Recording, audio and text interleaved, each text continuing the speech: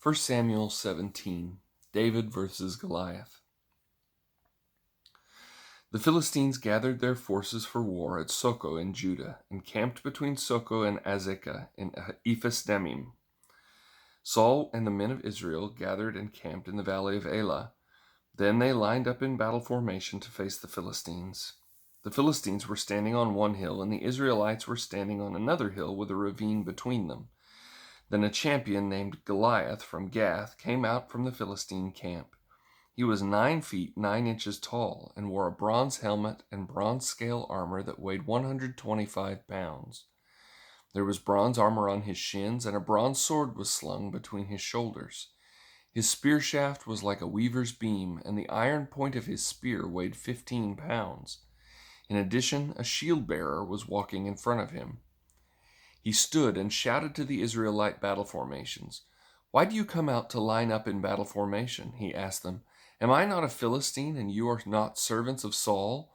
Choose one of your men and have him come down against me.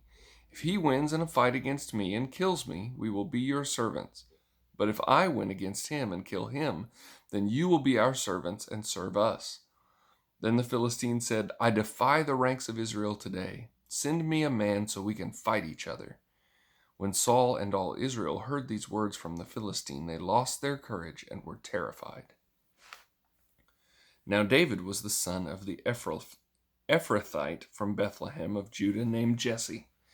Jesse had 8 sons, and during Saul's reign was already an old man.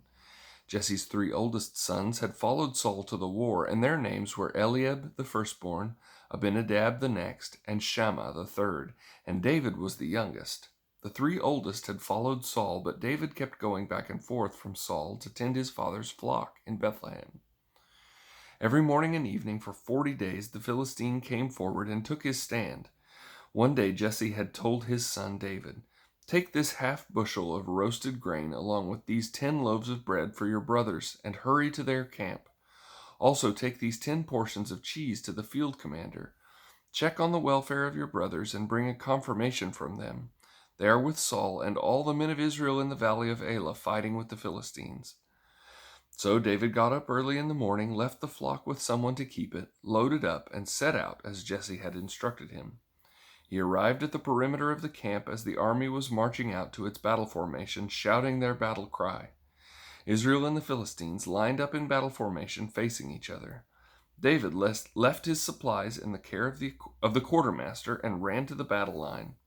When he arrived, he asked his brothers how they were. While he was speaking with them, suddenly the champion named Goliath, the Philistine from Gath, came forward from the Philistine battle line and shouted his usual words, which David heard. When all the Israelite men saw Goliath, they retreated from him, terrified.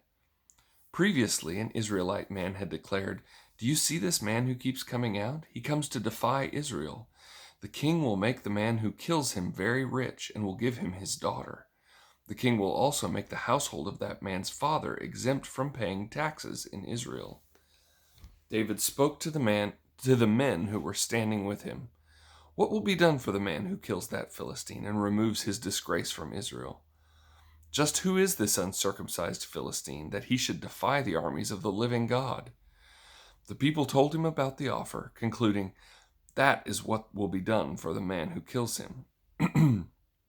David's oldest brother Eliab listened as he spoke to the men and became angry with him. "Why did you come down here?" he asked. "Who did you leave those few sheep with in the wilderness? I know your arrogance and your evil heart. You came down to see the battle." "What have I done now?" protested David. "It was just a question." Then he turned from those beside him to others in front of him and asked about the offer. The people gave him the same answer as before. What David said was overheard and reported to Saul, so he had David brought to him. David said to Saul, "Don't let anyone be discouraged by him. Your servant will go and fight this Philistine." But Saul replied, "You can't go fight this Philistine. You're just a youth, and he's been a warrior since he was young." David answered Saul, "Your servant has been tending his father's sheep. Whenever a lion or a bear came and carried off a lamb from the flock, I went after it, struck it down, and rescued the lamb from its mouth.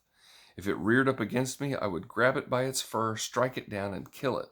Your servant has killed lions and bears. This uncircumcised Philistine will be like one of them, for he has defied the armies of the living God."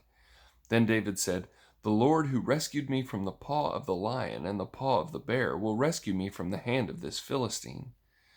Saul said to David, "Go, and may the Lord be with you." Then Saul had his own military clothes put on David. He put a bronze helmet on David's head and had him put on armor.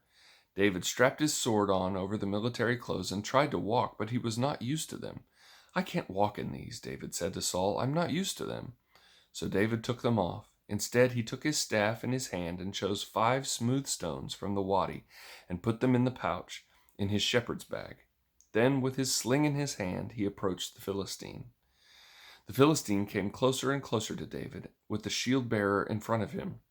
When the Philistine looked and saw David, he despised him because he just saw a youth, healthy and handsome. He said to David, "Am I a dog that you come against me with sticks?" Then he cursed David by his gods. "Come here," the Philistine called to David, "and I'll give your flesh to the birds of the sky and the wild beasts." David said to the Philistine, "You come against me with a dagger, spear, and sword, but I come against you in the name of Yahweh of hosts, the God of Israel's armies. You have defied him. Today the Lord will hand you over to me.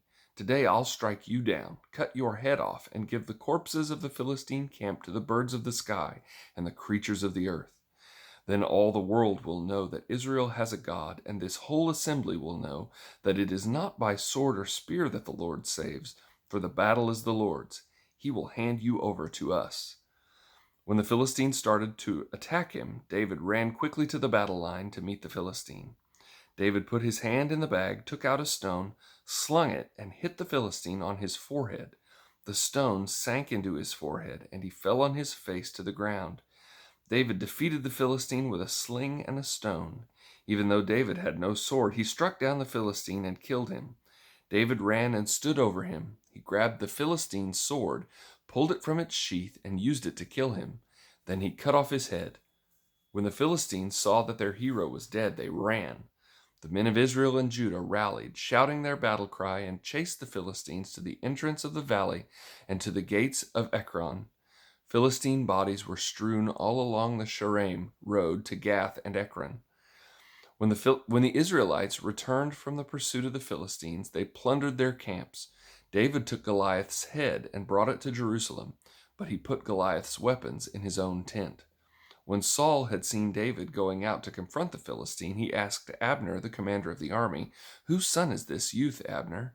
"My king, as surely as you live, I don't know," Abner replied. The king said, "Find out whose son this young man is." When David returned from killing the Philistine, Abner took him and brought him before Saul with the Philistine's head still in his hand.